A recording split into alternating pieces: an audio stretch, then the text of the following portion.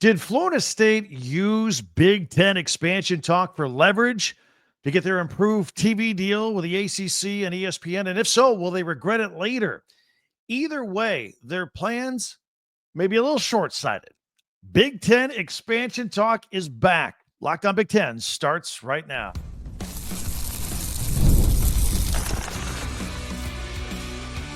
You are Locked On Big Ten, your daily podcast on the Big Ten Conference. Part of the Locked On Podcast Network, your team every day. Welcome to Locked On Big Ten. I'm Craig Sheeman, 40 years as a sports talk show host and play-by-play announcer, and I want to thank you for making us your first listen every day. We are free and available wherever you get your podcasts and on YouTube. We're part of the Locked On Podcast Network, your team every day. Hit that free subscribe button down below while you're watching. That way you'll never miss a single episode. We are pushing toward 20,000 subscribers thanks to you. Share, like, and follow, and don't miss a single episode. All right, so Florida State.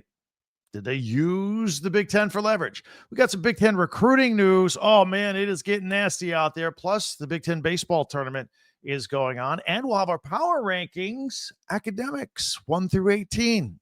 That'll get people fired up. I guarantee you that. But Florida State spent a lot of time and money over the past year and a half suing the ACC, trying to get out of their horrible TV rights deal with ESPN. Clemson stepped up and sued as well.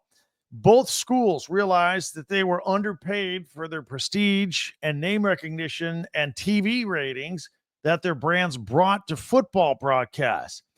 Their suits aim to get them out of the ACC altogether, or at the very least, to reduce their 9-figure exit fees and expenses. They certainly waved the Big Ten flag. They were using Big Ten expansion talk and all that, it seems, for leverage to get the ACC's attention. But certainly, a lot of it made sense. We talked about it a lot here on this podcast as well. After all, Florida State or Clemson or North Carolina or Miami, if any of them left to go to the Big Ten or even the SEC, that'd be the end of the ACC. So, I mean, what you tell me, what value would the ACC have for ESPN at that point? The conference would absolutely crumble. And I still think it's going to happen 5 years from now, based on the settlement that Florida State got in its lawsuit. In 5 years, the exit fees come way down in the ACC. And in the meantime, all ACC schools, they can earn some more money. If they get higher ratings, they'll get a bigger piece of the pie, the ACC media pie. You get higher ratings, you get paid more. That's pretty good, I think, for the most part. So that's if you succeed and are up in the upper echelon year in and year out. Florida State and Clemson, they're betting on themselves to get better ratings and earn more money because they're Florida State and Clemson. Florida State better have a better year than it had last year, 2-10. Or nobody's going to be watching. On the other hand, Clemson this year, there are whispers of talk of Heismans and national championships, let alone an ACC championship for Dabo Swinney and company. It seems that the ACC bit on the Big Ten leverage, trying to get this better deal. But the ACC, they can't afford to lose their marquee schools. So it worked, right? You don't believe me? Anybody out there up for a Cal North Carolina State football game? You want to watch that for 3.5 hours? How about Stanford versus Duke? I don't think so. And that's what you'd be left with if the prime schools left the conference. ACC schools, as you know, get tens of millions of dollars less than their Big Ten and SEC counterparts. And to make it worse, ACC schools are locked into that horrible TV deal until the year 2036. Man, that's a long time away.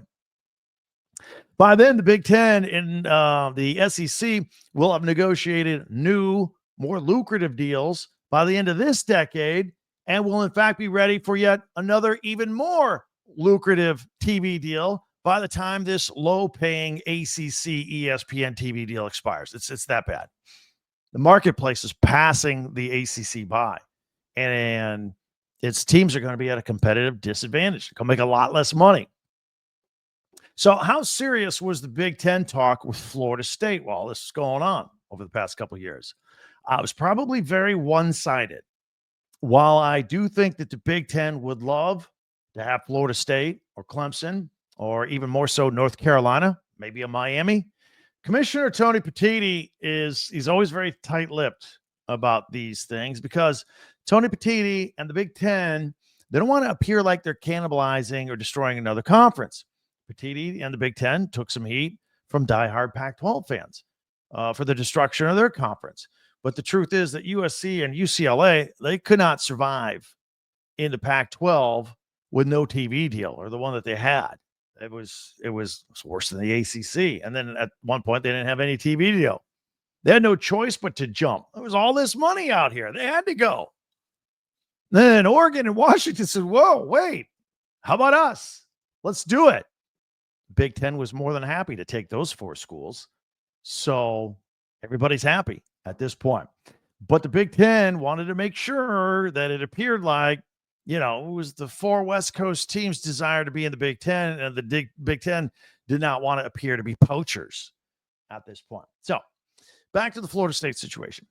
Athletic director Mike Alford will probably tell you everything worked out exactly the way he wanted. All they wanted in the first place. Seemed pretty happy with himself this week at the ACC meetings. That's why we're talking about it here. Because now Florida State can earn a bigger piece of the pie. And look, there's some truth to the fact that, hey, they got everything they wanted in the first place. You'll remember, we go back in time, 1.5, 2 years ago, when Florida State and Clemson began fighting the ACC in the first place about this deal. The first thing the schools asked for was a bigger cut of the pie because all the schools got the same amount. Whether you were a high-profile team or a low-profile team, everybody got the same. That's how these conferences do this, by and large. Newer schools get a little less. They got to ramp their way up. But by and large, everybody gets the same cut. And Florida State and Clemson were rebuffed. They said, no, we're not giving you more money because you're Florida State and Clemson. A deal is a deal. You signed it. That's how it is. And that's when Florida State school president Richard McCullough, this is in the summer of 2023, fall of 2023, told his people to have an ACC exit plan on his desk by the end of the year. And then at the end of the year is when all the lawsuits got filed. So did Florida State get what they wanted? Yeah, if you want to go way back, but this was not how it was shaping up to go down. So then we move forward. We get all the settlements from these lawsuits.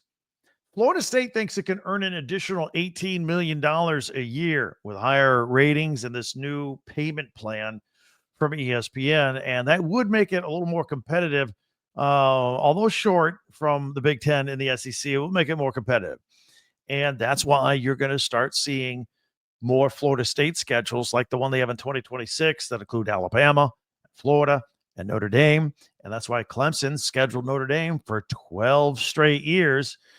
They are making effort to have more marquee games so that they get higher ratings so they get paid. It's almost like they're making a choice. Do we want a hard schedule, better ratings, more money, or a little easier schedule, or maybe we could get to the playoffs easier? But there's more money there. I don't know. It's a tough call. But as you know, higher TV ratings mean more direct money for these ACC teams. The problem is, even if this works for Florida State, it may be short-sighted. Like the Big Ten is growing financially leaps and bounds faster than the ACC.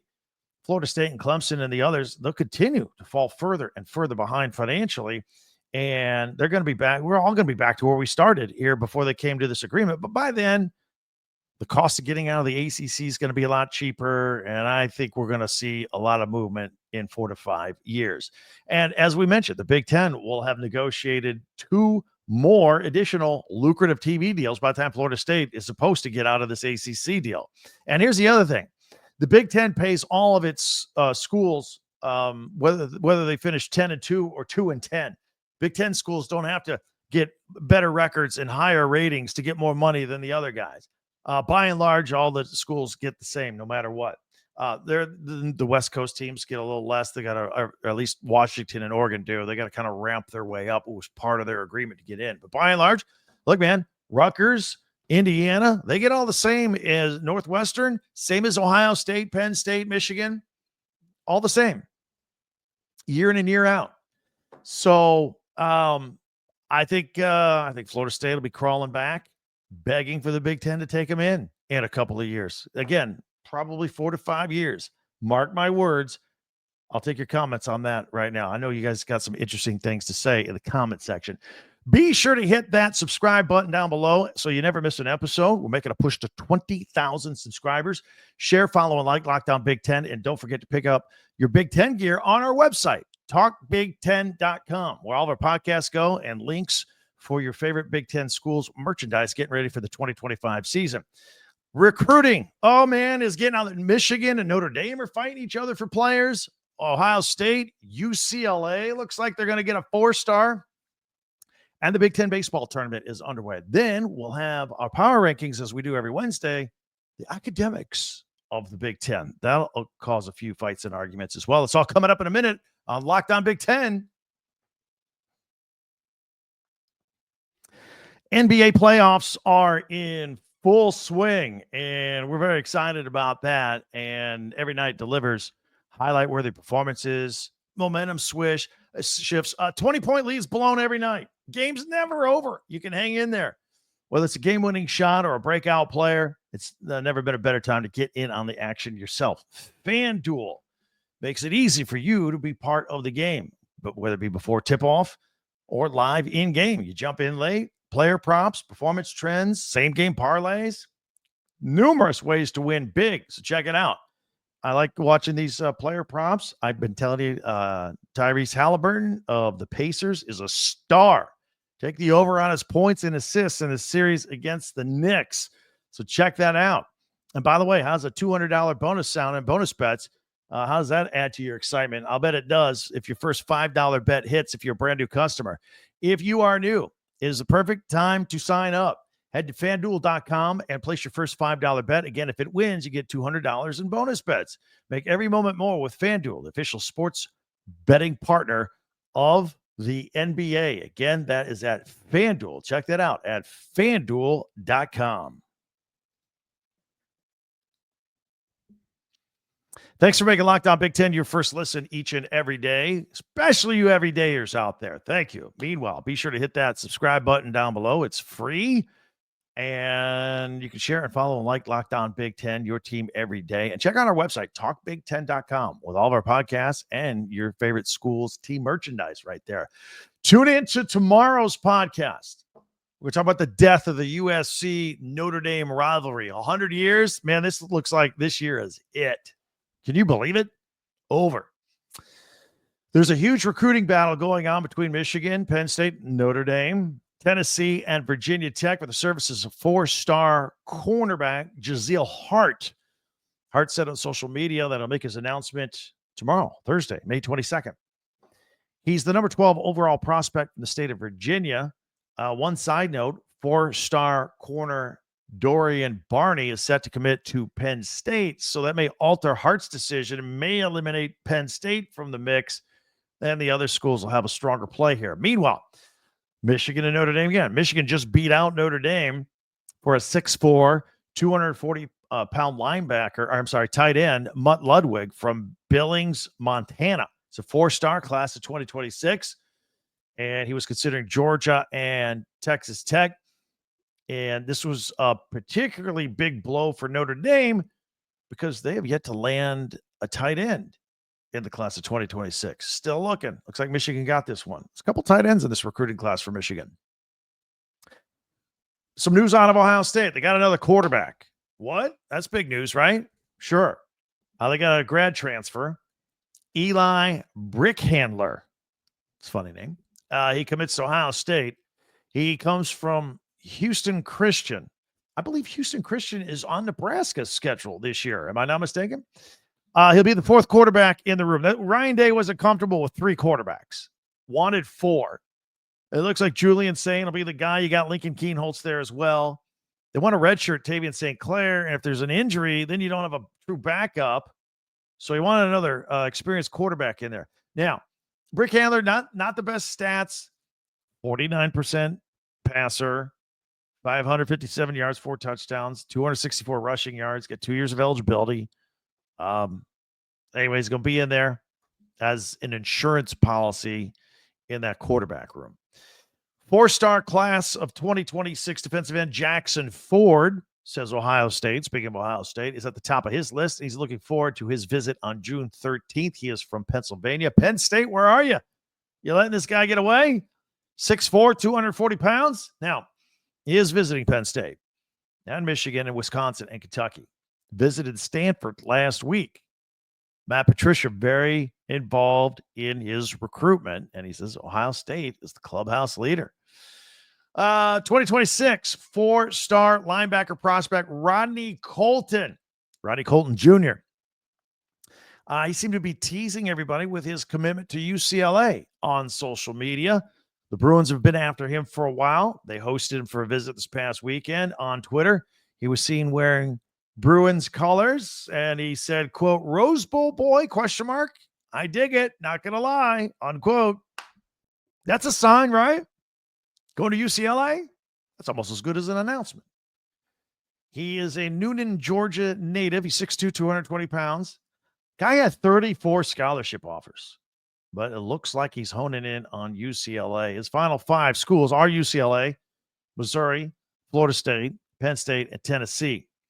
And remember, last year, one of the strengths of UCLA, I thought, was their linebacking core. I remember Carson Swessiger. All 3 of their starting linebackers are in the NFL right now, so they got to replace them. They were good.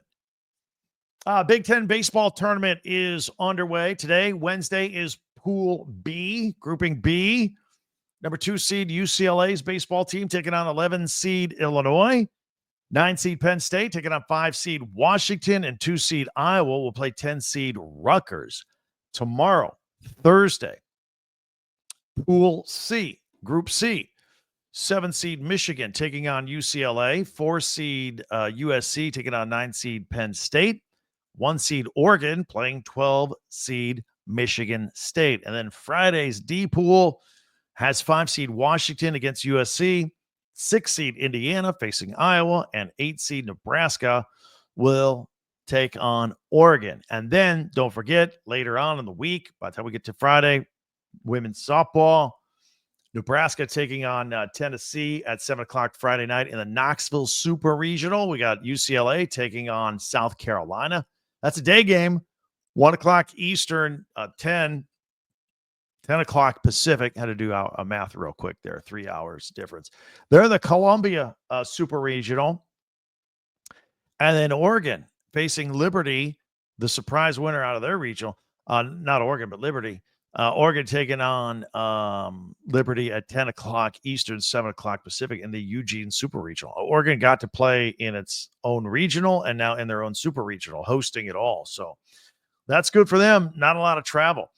All right. If you're new to our podcast, we always like to close out with some fun features at the end of our podcast. Monday, we do our top 10 Big Ten observations. Tuesday tweets. By the way, hit us up on Twitter or X at Talk Big Ten.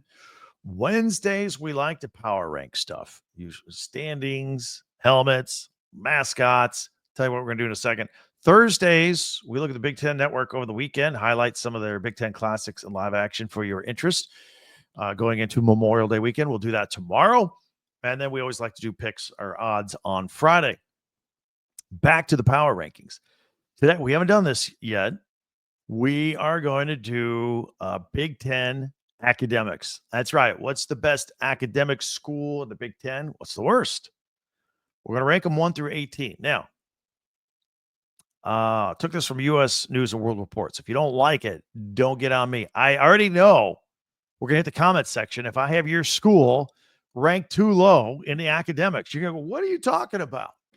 I went there. It was a great school. I'm going to tell you, we're just going to rank them. We're just going to put it out there and let the pieces fall where they may. That's coming up next right here on Locked On Big Ten.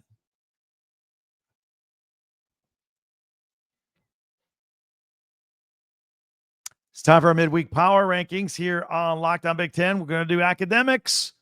I'm going to put this on the screen. We're going to go through this, and I'll share them with you. Now, you got to behave yourself. People are going to get upset. Yeah, right. This isn't going to cause any arguments in the comment section, is it? Probably will. We'll put it on screen if you're audio only. That way you can We'll describe in detail as best we can. It's just a list. Start off 1 through 10. Academics here in the Big Ten. Again, this is according to U.S. News and World Report. They do this every year. They put on a list nationally, and then they break it down for the Big Ten. All right. And number 1, I don't think it's any big surprise, right? Northwestern. They don't make it toward the top of the standings a lot in sports, but they do academics. And the Big Ten loves its academics. So they love hanging on to Northwestern. That's why they will always have a place in the Big Ten. When you hear other rumors of contraction and expansion and realignment, Northwestern will always have a spot. They are our Ivy League of the Big Ten. They were, while they're number 1 in the Big Ten, they're number 9 overall in the country. And most of the schools ahead of them were Ivy League schools. 7% acceptance rate at Northwestern. I thought it'd be a little even tighter than that, but 7%. Newcomer to the Big Ten, helping us out a little with the rankings. UCLA, number 2 in the Big Ten, tied 15th with Dartmouth. Again, Big Ten loves that. Hey, UCLA, you want to come to the Big Ten? I know you got a rich history athletically, but hey, academics, they love that. They bumped out Michigan. Michigan was number 2 on this list last year. Michigan now number 3. A very well-acclaimed Michigan academics. Medical school, former president, Gerald Ford. I like to claim that. Number 4, USC. Just by a comp for USC, they compare with North Carolina. They were tied with North Carolina nationally, 27th. So we're still top 30 in the country, our top 4 teams in the Big Ten. Again, this is the U.S. News and World Report academic rankings. And number 5, Illinois. How about that? I'm not going to say I'm surprised, but that's a nice slot there for the Fighting Illini at number 5. They overtook Wisconsin. Wisconsin used to be in the 5 hole last year in the standings. Let's see what else we got here. So Wisconsin dropped 1 to number 6. Ohio State, we got a tie for 7th. Ohio State and Rutgers both coming in. So Rutgers and Ohio State, the same academically. They're both top 50 schools in the country. Look at Ohio State, though. You're top 7 in the Big Ten. You're top 50 nationally. And you won a national championship of football. You got everything going on over there. I'm surprised Ohio State's acceptance rate is at 51%. You got 50-50 chance of getting into Ohio State academically if you apply. Rutgers got a 65% acceptance rate, but also tied for 7th. 9th, Maryland. They were 11th last year, so they moved up a couple. And big news there this week. They just hired a new athletic director, former Braves executive, James Smith. Remember him? He's going to try and run things and get their name, image, and likeness program to be a little bit better. That you're going to see a lot of that. New athletic directors popping up with sales and fundraising on their resume. Purdue coming in at top 10 in the Big Ten. And they were 10th last year. Not much has changed. They got a lot of engineers there. So that's how they roll in the top 10. All right, let's look at the best of the rest. Just because you're on the bottom of this next page doesn't mean you're not a good school. There's hundreds of schools that were ranked, and these are just Big Ten, and everybody can't be in the top 10. So here we go. Brace yourselves. All right.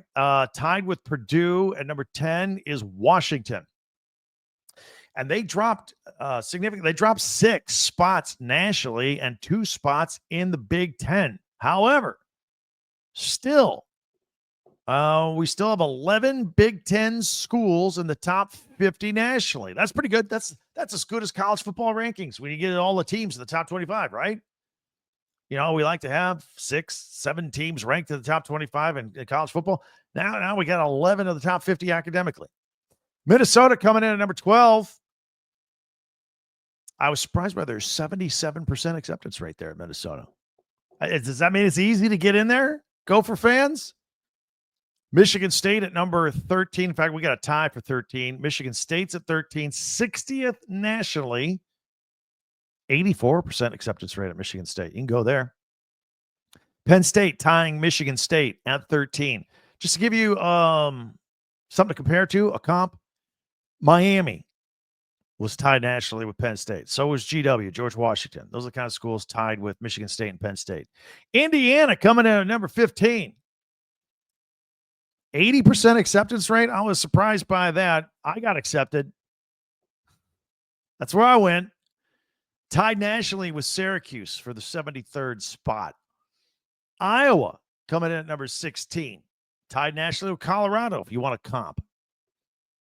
Then the last two didn't do so well. Oregon coming in at number 17. But you know what? Hey, they won football.